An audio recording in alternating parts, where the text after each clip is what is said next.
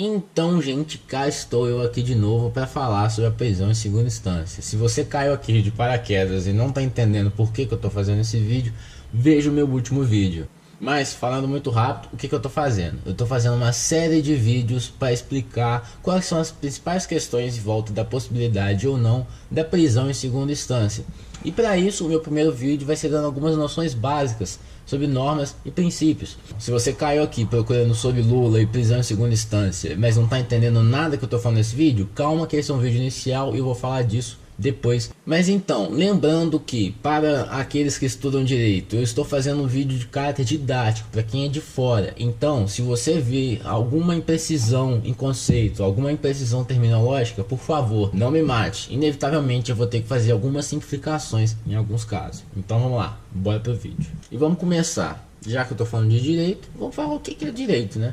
Direito, para simplificar, é o ramo do conhecimento que estuda as normas que nos regem. E nesse sentido é muito comum você ouvir: nossa, eu não vou fazer isso porque senão eu vou desrespeitar a lei. Mas na verdade, o que você vai desrespeitar de fato é a norma.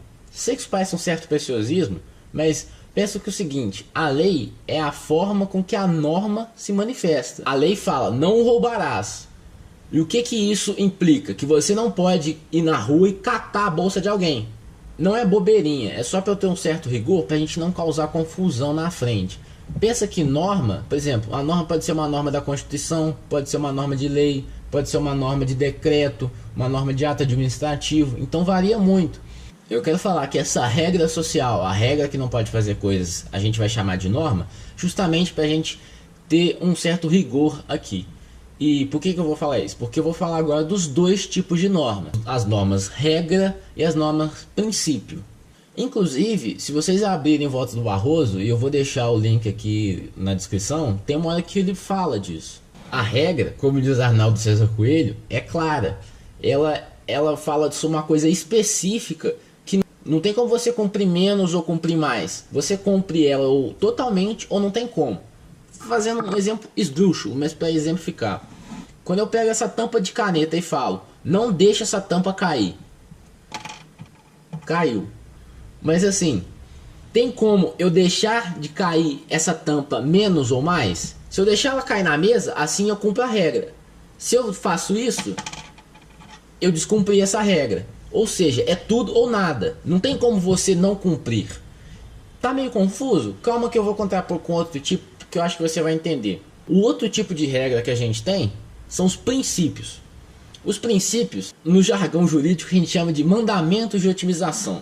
Quando a gente pega, por exemplo, a nossa Constituição, aí você pega e lê aqui: todos são iguais perante a lei, sem distinção de qualquer natureza, garantindo-se aos brasileiros e aos estrangeiros residentes no país a inviolabilidade do direito à vida, à liberdade, à igualdade, à segurança e à propriedade, nos termos seguintes. Você vai falar depois. Mas vamos pegar, por exemplo, aqui, liberdade. O que é liberdade? O que é você ser livre ou não? Você percebe que quando a Constituição coloca isso aqui, tem uma possibilidade enorme de situações que a gente pode fazer. Liberdade aqui, por exemplo, vai falar tanto, por exemplo, de liberdade de não ser preso, ou até liberdade de falar, o que são coisas totalmente diferentes. Só aqui eu já falei duas situações de liberdade, mas enquanto que a minha regra que eu inventei de não deixar a caneta cair, tá difícil. Essa regra que eu inventei de não deixar a tampa cair na mesa, só tem uma possibilidade. O princípio, ele é muito mais aberto do que uma regra. Dando alguns exemplos. Regra, por exemplo, no Código Penal não pode roubar, não pode matar, não pode invadir a casa de alguém, não pode caluniar, isso tudo é regra. Agora, princípio, por exemplo, tem tantos princípios de direito individual, como por exemplo, vida, liberdade, propriedade, como também tem de direito social. Todo mundo tem direito à moradia, direito à saúde, direito à educação. Então princípio é só para enfeitar, né? Não vale de nada isso aí. Não, até porque o direito à saúde, por que é um princípio? Porque ele tem que ser adequado na maior medida do possível. O Estado, o governo, na maior medida do possível, tem que garantir políticas públicas para beneficiar o direito à saúde. Mas não só isso. Esse princípio da saúde, que você acha que é para enfeitar, é o que move uma ação que se você não tiver tratamento, você entra na justiça e você ganha, e o governo tem que pagar, como por exemplo esses milhões de tratamentos, casos de doenças raras, que o governo paga por causa do direito à saúde, justamente isso que está na Constituição. Isso, afinal, se eu estou fazendo esse vídeo agora, é que a gente está tendo uma questão em volta do princípio da presunção de inocência, ou seja, é pela força normativa de um princípio na Constituição que eu estou fazendo esse vídeo, então não é bobeirinha. Não, mas isso aí é tudo coisa da Constituição, isso aí é história pra boi dormir, que não sei o que, isso aí é lei, é tudo regra e não tem esse negócio de não cumprir não. Então beleza, vem cá, por exemplo, no artigo 5º, inciso 22 e 23. Inciso 22, é garantido o direito de propriedade. Inciso 23, a propriedade atenderá à sua função social. Então, vem comigo. Imagina, por exemplo, que você está num caso de aluguel. Tem um inquilino que não tem dinheiro e um proprietário que é dono do negócio. Se o cara não está pagando. Então, aí o proprietário, não, quer meu imóvel de volta. A gente vai aplicar o 22 ou 23? Pelo 22, não, é o proprietário que o negócio é dele, pronto, acabou. Não, é o 23, a propriedade atenderá a sua função social. Ou seja, a propriedade do cara tem que respeitar parâmetros mínimos de justiça social, como por exemplo, se o cara não pagar, ele vai ficar na rua. E aí, o que você faz? Esse é um exemplo de que na Constituição tem uma série de princípios que colidem entre si. E que a gente entra nessa sinuca de bico, o que a gente faz? A gente aplica um ou outro. Mas também pode ser, às vezes, ele pode ceder para aplicar outro princípio, o que é chamado de ponderação. Claro que isso não vai ser uma mera arbitrariedade do juiz. Vai falar, eu quero esse, eu gosto mais desse, não. A gente tem métodos para a gente aplicar cada caso na situação certa. Essa ponderação que a gente chama tem limites, ela vai até um certo grau. Você não pode acabar totalmente com um princípio para cumprir outro. Tem que ir até um certo tempo, você tem que aplicar os princípios na maior medida do possível. E esse limite a gente chama no direito, e você pode ver isso no voto especialmente do Gilmar Mendes, não pode ir até o núcleo essencial. Ele não pode acabar com tudo.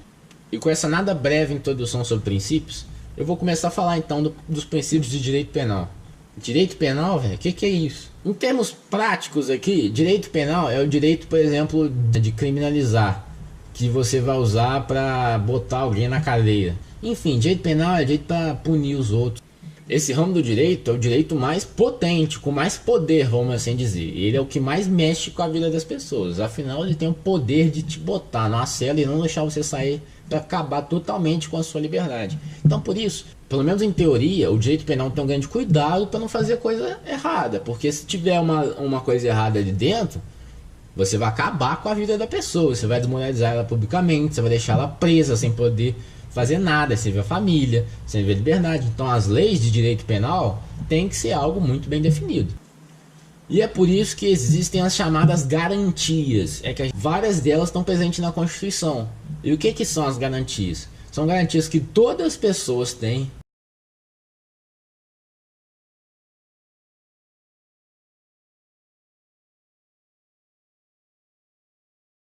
Essas garantias são princípios.